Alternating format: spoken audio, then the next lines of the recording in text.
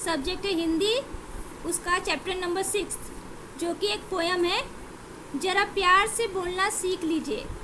इसके एक कवि हैं रमेश दत्त शर्मा। तो पहले हम थोड़ा पद्य संबंधी देख लेते हैं। पद्य संबंधी प्रस्तुत गजल के शेरों में शर्मा जी ने प्रेम से बोलना, सही समय पर बोलना, बोलने से पहले विचार करना, आत्मनियंत्रण रखना, मधुरभाषी होना आदि गुणों को अपनाने के लिए प्रेरित किया है। तो यहाँ पर जो कवि हैं उन्होंने हमें प्रेम से बोलना, सही समय पर बोलना, आत्मनियंत्रण यानी खुद को कंट्रोल भी करना, बोलने से पहले सोचना, और मधुरभाषी होना यानी हमें मीठा बोलना है, यानी प्यार से बोलना है। ऐसे गुणों को अपनाने के लिए हमें प्रेरित किया है। आपका मानना है कि हमेशा होठ सीकर बैठना उचित नहीं है। होठ सीकर बैठना यानी चुप रहना, ये हमेशा उचित नहीं है। आवश्यकता अनुसार आक्रोश प्रकट करना भी ज़रूरी है, यानी जब ज़रूरत पड़े तो वहाँ हमें बोलना भी है, यानी गुस्सा भी दिखाना है कि जब किसी भी अत्याचार होता है, अन्याय होता है, तो हमें बोलना ज़रूरी है। उस टाइम पे हमें होठ सीकर नहीं बैठना है। यहाँ पे कवि ऐसा बता रहे हैं। तो चलो हम कविता शुरू करते हैं। हम दो दो पंक्ति करके देखते हैं। तो पहला है, वाणी में शहद घोलना सीख लीजिए, जरा प्यार से बोलना सीख लीजिए। अभी इसका मतलब है कि यहाँ पे कवि कहते हैं कि हमें वाणी में यानी अपनी जुबान में शहद जैसी मिठास को घोलना सीखना है, यानी हमें मधुर बोलना है। मतलब ये होता है कि हमें जो हमारे जो शब्द होते हैं वो सलोने होने चाहिए, यानी जब भी हम दूसरों से बात करें तो मीठे शब्दों में बात करें। ज़रा प्यार से बोलना सीख लीजिए, यानी जब भी बोलो तो प्यार से बोलो। यहाँ पे कवि ये हमें सीखने के लिए प्रेरणा दे रहे हैं। अभी नेक्स्ट हमारा है,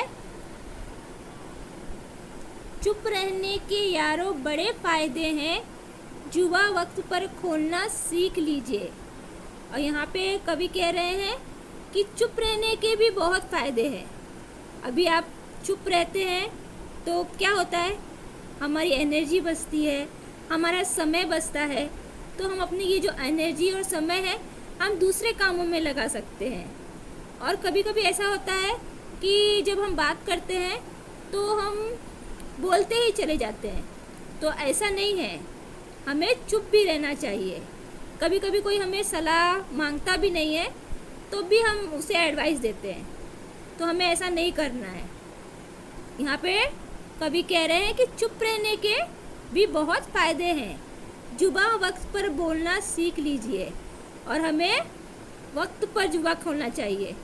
जैसे किसी ने अच्छा काम किया है तो हम उसकी तारीफ़ करनी चाहिए, तब हम अपना मुंह खोल सकते हैं, समझे। किसी की हिम्मत बढ़ाने के लिए हम अपना मुंह खोल सकते हैं ताकि उसकी हिम्मत बढ़े। तो चुप रहने के भी अपने फ़ायदे हैं और सही समय पर बोलने के भी अपने फ़ायदे हैं। तो ये हमें सीखना है, ये कवि यहाँ पर हमें कह रहे हैं। फिर नेक्स्ट हमारा है, कुछ कहने से पहले ज़रा सोचिए, ख्यालों को खुद तोलना सीख लीजिए। अभी यहाँ पे कवि कहते हैं कि हम जब भी कुछ बोलते हैं तो बोलने से पहले हमें सीखना चाहिए, सोचना चाहिए कि हम क्या बोल रहे हैं। ख्यालों को खुद तोलना सीख लीजिए। इसका मतलब होता है कि हमें ये सोचना है कि जो हम बोलते हैं उसका सामने वाले पर क्या असर होगा, यानी उसको दुख पहुँचेगा, हो सकता है ना कि उसके दिल को ठेस पहुँचे, दुख पहुँचे। तो वही कवि कह रहे हैं कि किसी को कुछ कहने से पहले हमें सोचना है, अपने ख्यालों को तोलना है कि सामने वाले पर इसका क्या प्रभाव पड़ेगा। ऐसा करना हमें सीखना है। नेक्स्ट है हमारा, तू तड़ाक हो या फिर हो तू मैं, अपने आप को टोकना सीख लीजिए। अभी तू तड़ाक हो या फिर हो तू मैं। यहाँ पे कभी कह रहे हैं कि हो सकता है कि कभी कभी जब हम किसी से बातचीत कर रहे हो तो हो सकता है किसी से झगड़ा हो जाए, कोई छोटी मोटी बात को लेके झगड़ा हो जाए।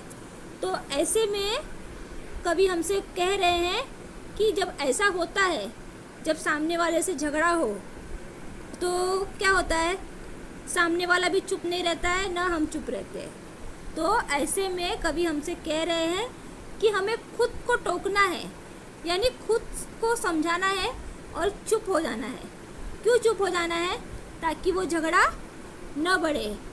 अक्सर क्या होता है, जब भी झगड़ा होता है तो झगड़ा किसी छोटी बात को लेकर होता है, लेकिन सामने वाला पुरानी बातों को निकालता है, फिर आप भी कुछ बोलते हो तो इससे झगड़ा बढ़ जाता है, समझे? इसलिए कभी कह रहे हैं कि ऐसी स्थिति उत्पन्न ही न हो, इसलिए अपने आप को टोकना हमें सीखना है, यानी अपने आप को रोकना है, अपने बोली को कंट्रोल करना हमें सीखना है कि जब भी झगड़ा होता है तो हम अपने आप को कंट्रोल करें, वो हमें सीखना है, समझे?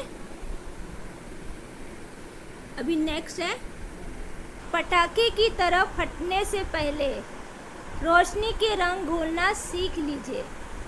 यहाँ पे कवि हमें कह रहे हैं पटाखों की तरह, यानी यहाँ पे गुस्से की बात की गई है। तो यहाँ कवि कहते हैं कि कभी कभी ऐसा हो सकता है कि हमें गुस्सा आ जाए, तो कवि यहाँ कह रहे हैं कि गुस्सा आने से पहले ही हमें रोशनी के रंग, यानी हमें प्यार से बात करना सीख लेना है। यानी कभी कभी क्या होता है कि हमें जब गुस्सा आता है तो हमें हमारे मन में जो आता है हम वो बोल देते हैं। तो यहाँ पे कभी हमसे कह रहे हैं कि गुस्सा आने से पहले ही हमें प्यार का प्रकाश फैलाना चाहिए।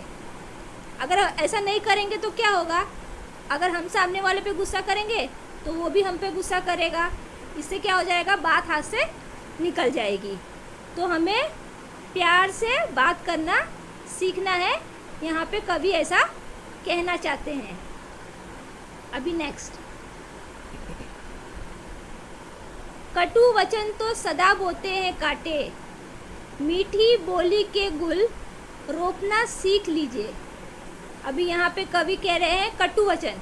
कटु वचन का मतलब क्या होता है, कड़वी बोली। अगर हम कड़वी बोली बोलेंगे तो यहाँ पे लिखा है कि सदा बोते हैं काटे, तो हमें क्या मिलेगा, काटा ही मिलेगा। तो कहने का मतलब ये है कि मान लो आप अपने दोस्त से बात कर रहे हो, अगर आप उससे कड़वी बात करेंगे तो आपका जो दोस्ती है, जो आपका दोस्ती का जो रिश्ता है वो क्या हो सकता है, कमज़ोर हो सकता है या फिर टूट सकता है। तो यहाँ पे वही कवि कह रहे हैं कि हमें कटु वचन नहीं बोलना है, क्या बोलना है, मीठी बोली के गुल। गुल का मतलब होता है फूल। तो हमें मीठी बोली बोलना सीखना है, हमें कटु वचन नहीं बोलना है। हमें कड़वे शब्द को त्याग कर उसकी जगह मीठी बोली के फूल जैसे बात करना हमें सीखना है। अभी नेक्स्ट हमारा है, बात बेबात कोई चुभने लगे तो बदल कर उसे मोड़ना सीख लीजिए।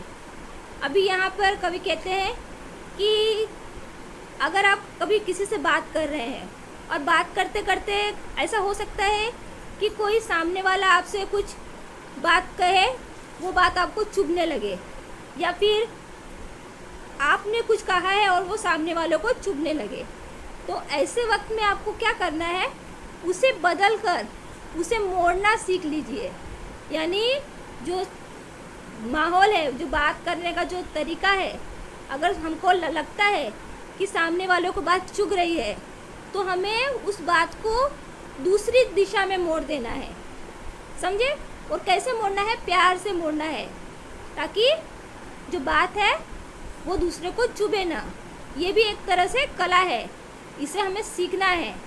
ऐसा कवि कह रहे हैं कि जब भी कोई बात होती है और हमें लगता है कि किसी से कोई बात किसी को चुभ रही है तो हमें वो टॉपिक से बात हटा देनी है, किसी दूसरे टॉपिक पे बात करना है, समझे?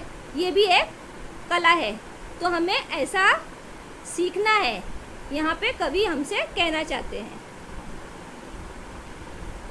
नेक्स्ट है और लास्ट पैराग्राफ है ये किसने कहा होठ सीकर बैठो, ज़रूरत पे मुंह खोलना सीख लीजिए।